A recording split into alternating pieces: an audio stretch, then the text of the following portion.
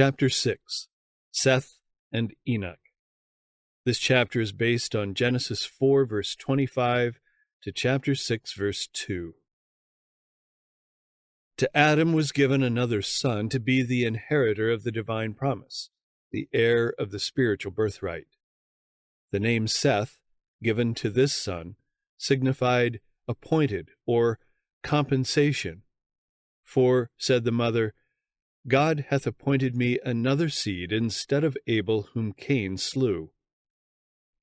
Seth was of more noble stature than Cain or Abel, and resembled Adam more closely than did his other sons. He was a worthy character, following in the steps of Abel. Yet he inherited no more natural goodness than did Cain. Concerning the creation of Adam it is said, In the likeness of God made he him. But man, after the fall, begat a son in his own likeness, after his image. While Adam was created sinless, in the likeness of God, Seth, like Cain, inherited the fallen nature of his parents. But he received also the knowledge of the Redeemer and instruction in righteousness. By divine grace he served and honored God, and he labored as Abel would have done had he lived to turn the minds of sinful men to revere and obey their Creator. To Seth, to him also there was born a son, and he called his name Enoch. Then began men to call upon the name of Jehovah. The faithful had worshipped God before, but as men increased, the distinction between the two classes became more marked. There was an open profession of loyalty to God on the part of one, as there was of contempt and disobedience on the part of the other. Before the fall, our first parents had kept the Sabbath, which was instituted in Eden, and after their expulsion from paradise, they continued its observance. They had tasted the bitter fruits of disobedience and had learned what every one that tramples upon God's commandments will sooner or later learn, that the divine precepts are sacred and immutable, and that the penalty of transgression will surely be inflicted. The Sabbath was honored by all the children of Adam that remained loyal to God, but Cain and his descendants did not respect the day upon which God had rested. They chose their own time for labor and for rest, regardless of Jehovah's express command.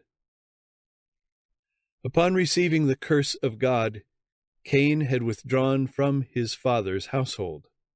He had first chosen his occupation as a tiller of the soil, and he now founded a city, calling it after the name of his eldest son. He had gone out from the presence of the Lord, cast away the promise of the restored Eden, to seek his possessions and enjoyment in the earth under the curse of sin, thus standing at the head of that great class of men who worship the God of this world.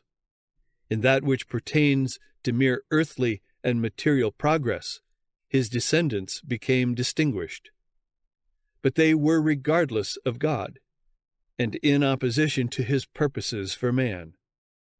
To the crime of murder, in which Cain had led the way, Lamech, the fifth in descent, added polygamy, and boastfully defiant, he acknowledged God only to draw from the avenging of Cain an assurance of his own safety. Abel had led a pastoral life, dwelling in tents or booths, and the descendants of Seth followed the same course, counting themselves strangers and pilgrims on the earth, seeking a better country, that is, an heavenly. Hebrews 11, verses 13 and 16. For some time the two classes remained separate. The race of Cain, spreading from the place of their first settlement, dispersed over the plains and valleys where the children of Seth had dwelt, and the latter, in order to escape from their contaminating influence, withdrew to the mountains, and there made their home. So long as this separation continued, they maintained the worship of God in its purity. but in the lapse of time they ventured little by little to mingle with the inhabitants of the valleys. This association was productive of the worst results. The sons of God saw the daughters of men that they were fair. The children of Seth, attracted by the beauty of the daughters of Cain's descendants, displeased the Lord by intermarrying with them. Many of the worshippers of God were beguiled into sin by the allurements that were now constantly before them, and they lost their peculiar holy character. Mingling with the depraved, they became like them in spirit and in deeds. The restrictions of the seventh commandment were disregarded, and they took them wives of all which they chose. The children of Seth went in the way of Cain. They fixed their minds upon worldly prosperity and enjoyment, and neglected the commandments of the Lord. Men did not like to retain God in their knowledge. They became vain in their imaginations, and their foolish heart was darkened. Romans 1, verse 21. Therefore God gave them over to a mind void of judgment. Verse 28, margin. Sin spread abroad in the earth like a deadly leprosy. For nearly 1,000 years Adam lived among men, a witness to the results of sin. Faithfully he sought to stem the tide of evil. He had been commanded to instruct his posterity in the way of the Lord, and he carefully treasured what God had revealed to him, and repeated it to succeeding generations. To his children and children's children, to the 9th generation, he described man's holy and happy estate in paradise, and repeated the history of his fall, telling them of the sufferings by which God had taught him the necessity of strict adherence to his law, and explaining to them the merciful provisions for their salvation. Yet there were but few who gave heed to his words. Often he was met with bitter reproaches for the sin that had brought such woe upon his posterity. Adam's life was one of sorrow, humility, and contrition. When he left Eden, the thought that he must die thrilled him with horror. He was first made acquainted with the reality of death in the human family when Cain, his firstborn son, became the murderer of his brother. Filled with the keenest remorse for his own sin, and doubly bereaved in the death of Abel and the rejection of Cain, Adam was bowed down with anguish. He witnessed the wide-spreading corruption that was finally to cause the destruction of the world by a flood.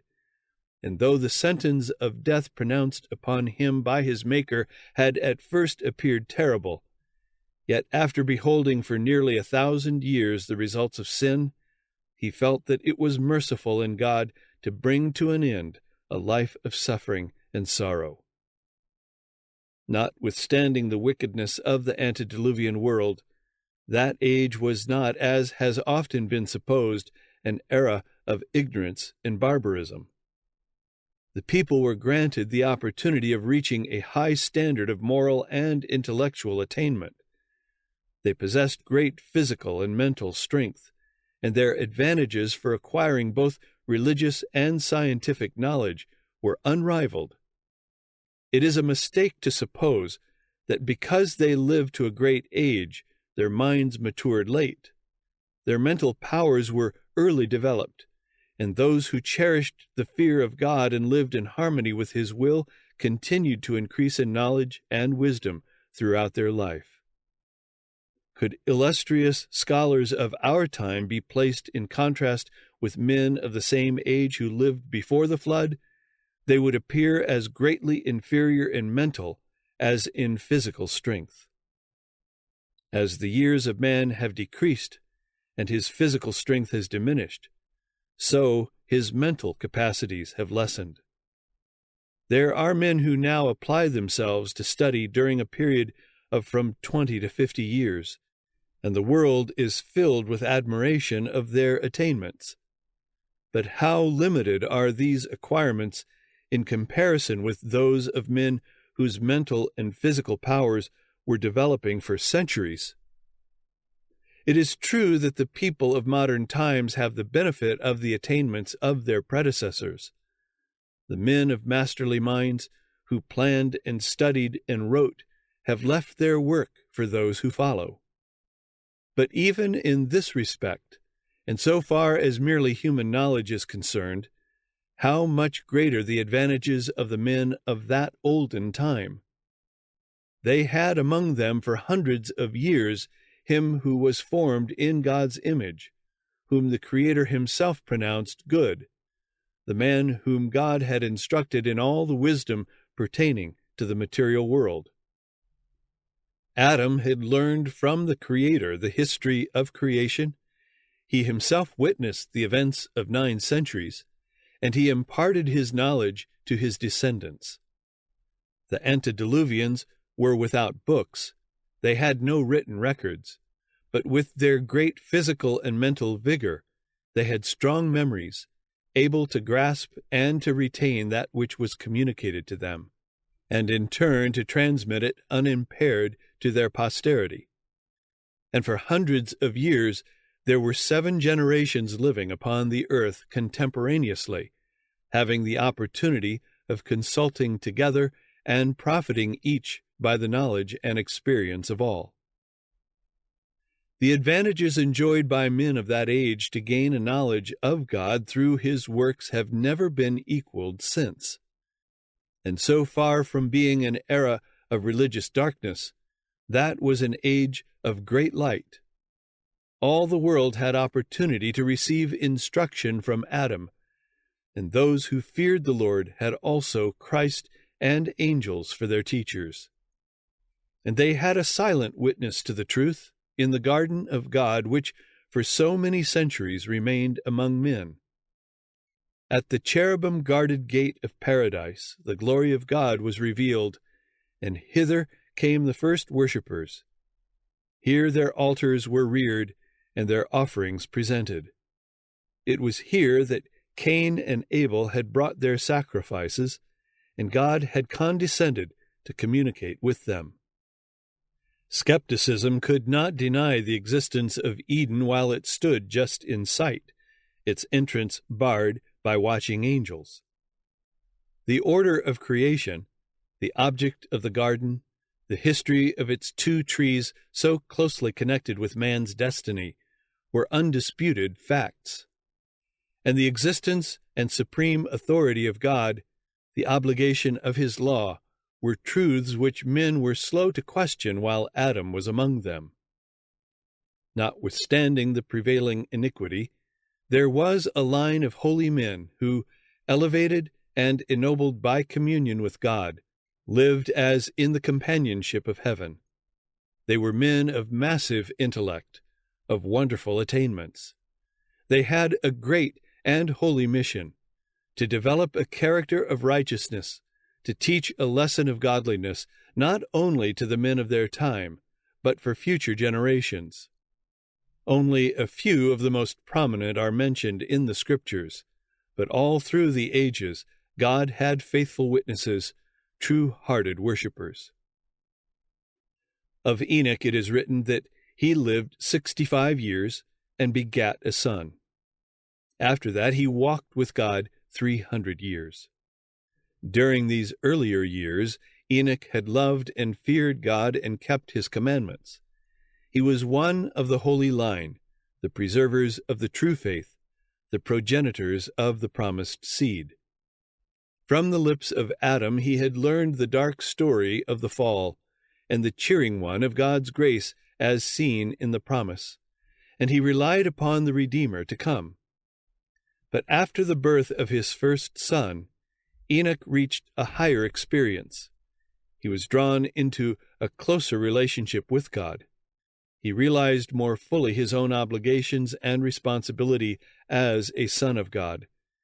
And as he saw the child's love for its father, its simple trust in his protection, as he felt the deep, yearning tenderness of his own heart for that firstborn son, he learned a precious lesson of the wonderful love of God to men in the gift of his Son, and the confidence which the children of God may repose in their heavenly Father.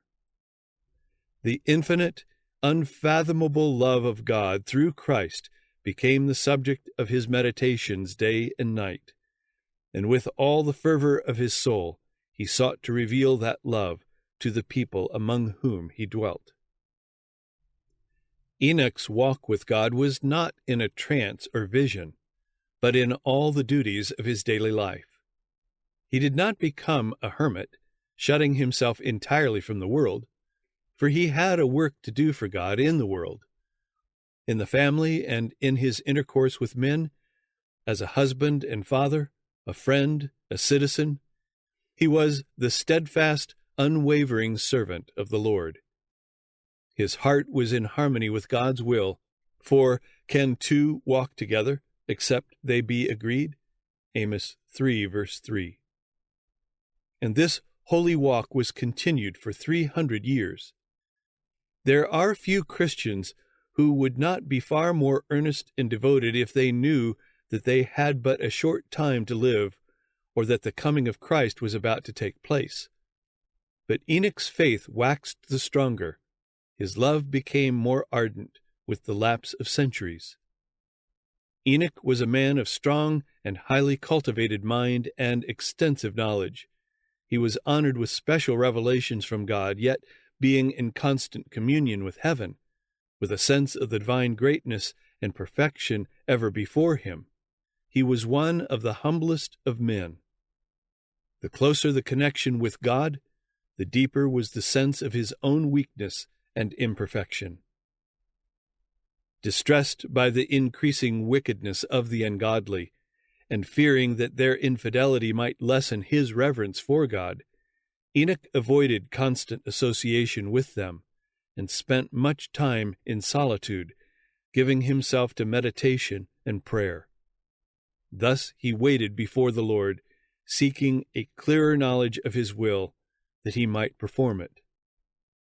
To him, prayer was as the breath of the soul. He lived in the very atmosphere of heaven. Through holy angels, God revealed to Enoch his purpose to destroy the world by a flood, and he also opened more fully to him the plan of redemption. By the spirit of prophecy he carried him down through the generations that should live after the flood, and showed him the great events connected with the second coming of Christ and the end of the world.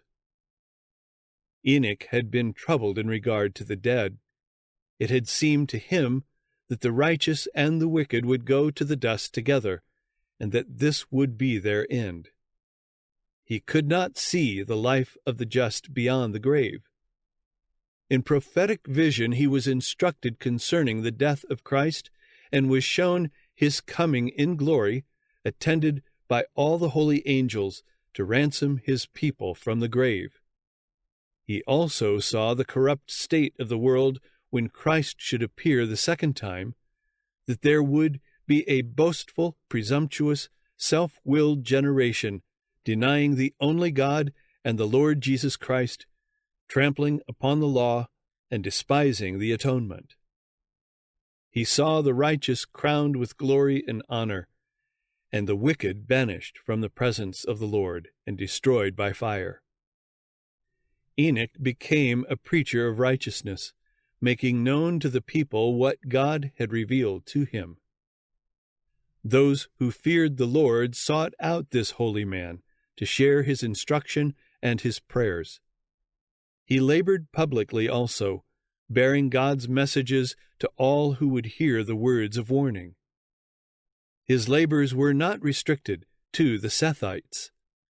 In the land where Cain had sought to flee from the divine presence, the prophet of God made known the wonderful scenes that had passed before his vision. "Behold," he declared, "the Lord cometh with 10,000s of his saints to execute judgment upon all, and to convince all that are ungodly among them of all their ungodly deeds." Jude 14 and 15. He was a fearless reprover of sin.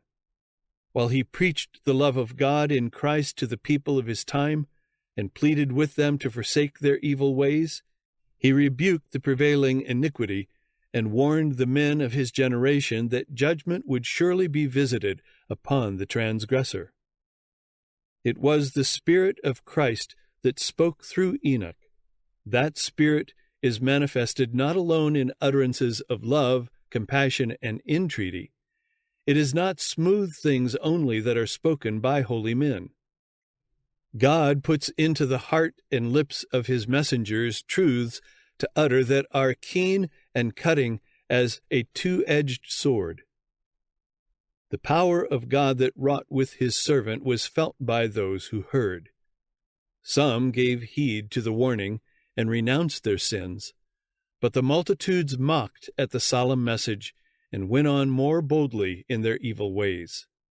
The servants of God are to bear a similar message to the world in the last days, and it will also be received with unbelief and mockery. The antediluvian world rejected the warning words of him who walked with God. So will the last generation make light of the warnings of the Lord's messengers. In the midst of a life of active labor, Enoch steadfastly maintained his communion with God. The greater and more pressing his labors, the more constant and earnest were his prayers.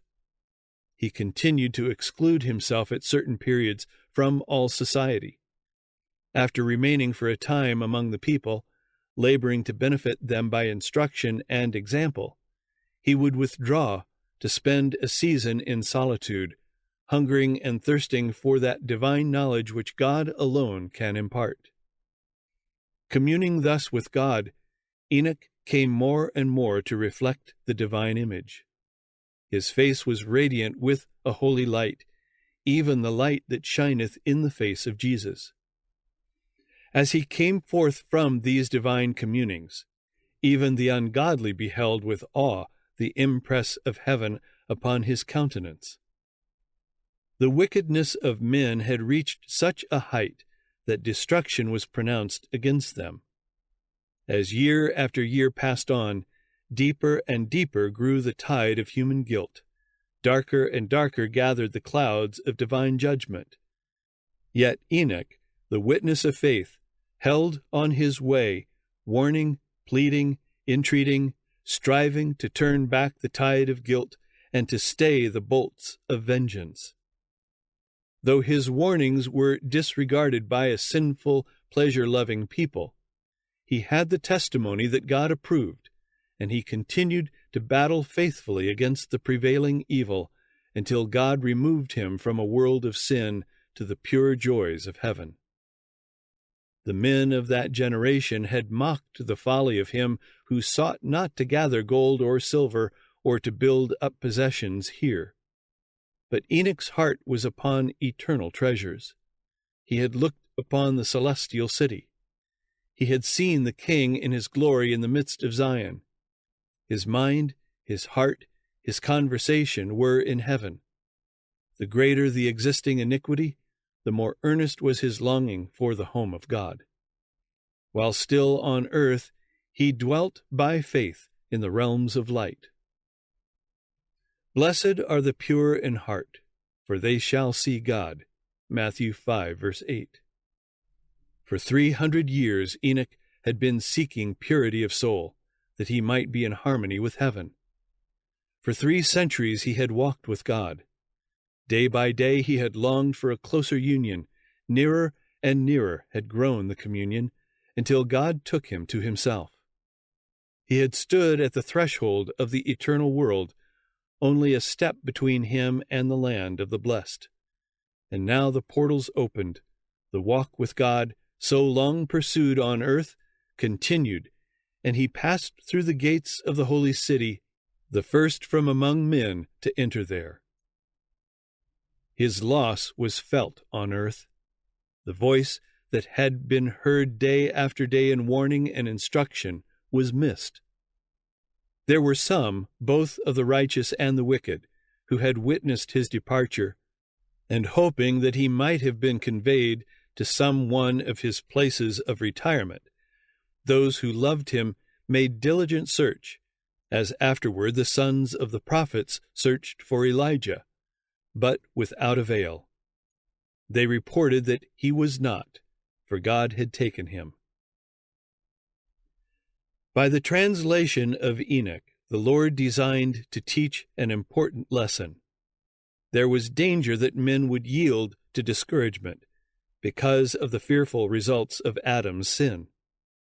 Many were ready to exclaim, "What profit is it that we have feared the Lord and kept his ordinances, since a heavy curse is resting upon the race, and death is the portion of us all?" But the instructions which God gave to Adam, and which were repeated by Seth and exemplified by Enoch, swept away the gloom and darkness, and gave hope to man, that as through Adam came death, so through the promised Redeemer would come life and immortality.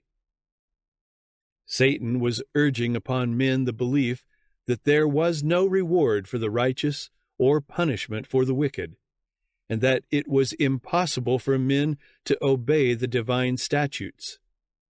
But in the case of Enoch, God declares that he is, and that he is a rewarder of them that diligently seek him. Hebrews 11, verse 6. He shows what he will do for those who keep his commandments. Men were taught that it is possible to obey the law of God, that even while living in the midst of the sinful and corrupt, they were able, by the grace of God, to resist temptation and become pure and holy. They saw in his example the blessedness of such a life, and his translation was an evidence of the truth of his prophecy concerning the hereafter, with its award of joy and glory and immortal life to the obedient, and of condemnation, woe, and death to the transgressor. By faith Enoch was translated, that he should not see death. For before his translation he had this testimony, that he pleased God. Hebrews 11, verse 5. In the midst of a world by its iniquity doomed to destruction, Enoch lived a life of such close communion with God that he was not permitted to fall under the power of death. The godly character of this prophet represents the state of holiness which must be attained by those who shall be redeemed from the earth at the time of Christ's second advent. Then, as in the world before the flood, iniquity will prevail. Following the promptings of their corrupt hearts and the teachings of a deceptive philosophy, men will rebel against the authority of heaven. But like Enoch, God's people will seek for purity of heart and conformity to his will, until they shall reflect the likeness of Christ. Like Enoch, they will warn the world of the Lord's second coming and of the judgments to be visited upon transgression, and by their holy conversation and example they will condemn the sins of the ungodly. As Enoch was translated to heaven before the destruction of the world by water, so the living righteous will be translated from the earth before its destruction by fire. Says the apostle, "We shall not all sleep, but we shall all be changed, in a moment, in the twinkling of an eye, at the last trump. For the Lord himself shall descend from heaven with a shout, with the voice of the archangel, and with the trump of God. The trumpet shall sound, and the dead shall be raised incorruptible, and we shall be changed. The dead in Christ shall rise first, then we which are alive and remain shall be caught up together with them in the clouds, to meet the Lord in the air, and so shall we ever be with the Lord. Wherefore, comfort one another with these words." 1 Corinthians 15, verses 51 and 52, 1 Thessalonians 4, verses 16 through 18.